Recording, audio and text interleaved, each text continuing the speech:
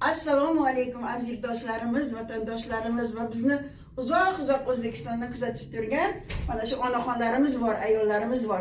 Biz mana bugun shu yerda Bruklinda joylashgan mahalla USAID, ya'ni o'zimizni o'zbeklar tuzgan jamiyatga yetib keldik va biz ham shu yerdan turib mana yetib kelgan o'zbek o'g'lonlarini, oqbo'rilarni mana shu yutuqlari bilan tabriklamoqchimiz.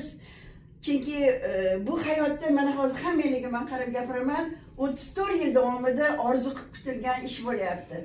SNG davlatlaridan birinchi bo'lib mana shu O'zbekiston tanlandi.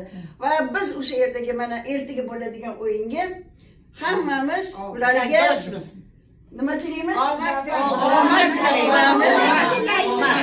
Omad tilaymiz. Asosiysi ularning kelgani. Yutuq esa oldinda. Onaxonlarimiz nima tilaymiz birgalikda? Birinchi qadam qo'yildi glavni. Birinchi qadam qo'yildi. Xush kelibsiz.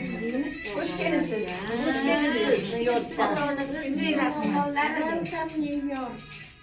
Yana onaxon siz nima deysiz? Mana shuni sog'liq bersin ularga.